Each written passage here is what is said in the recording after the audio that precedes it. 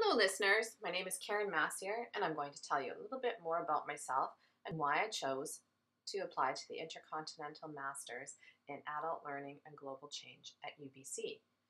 I was born and I grew up in Vancouver.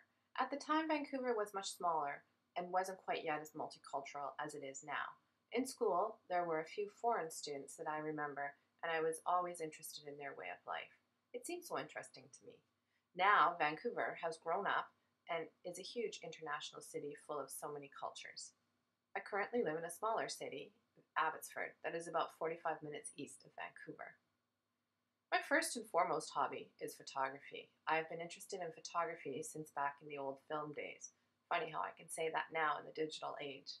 I have now been making images seriously for the past 35 years. It has now morphed into a part-time business for me. I mainly shoot stock photography for Getty Images.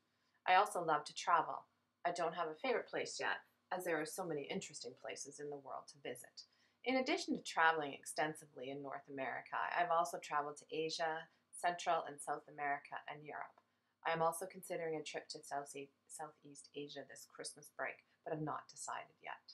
Travel is important to me. As a child, my parents took us on many road trips across the continent, and we even drove all the way to Acapulco, Mexico one Christmas. The people that we met were always interesting, and I loved learning about their way of life. After moving to Abbotsford about 20 years ago, I had a big house with some extra bedrooms, so I started to offer homestays within my home. I hosted many students from so many countries. This was a great way to share cultural knowledge. I learned a lot through my visitors. Through this experience, I decided to apply for a scholarship grant to study in Japan.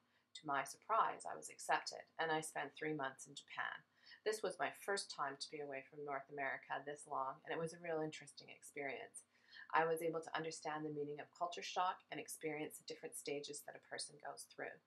After my return from Japan, I secured a position at the University of the Fraser Valley's International Education Department. I had many different tasks I was responsible for, but the best was spending time with the students that had come from all over the world to study. I learned so much from the students. I have now changed positions at the university, and I'm coordinating continuing studies classes. This means that I hire instructors, budget classes, and offer courses in the trades and technology faculty that include upgrading, general interest, and professional courses. I also coordinate programs where high school students can start university in their grade 11 year and receive dual credits for their university studies. I get to meet a lot of different kinds of learners. These past experiences all played a part in me wanting to explore more about learning, and this is why I started to research master's programs that were available to me. I chose to apply at UBC partly because of the reputation of this learning institute. It is one of the best in Canada, and when I was much younger, I always aspired to study at UBC. The campus itself is so beautiful, and I wish that I lived near so I could attend in person, but right now, it's not possible. I chose the Adult Learning and Global Change program because it sounded interesting to me. I could study about culture and also about learning. How perfect, I thought. I also found that it was interesting that there were other learning institutes partnered with this program.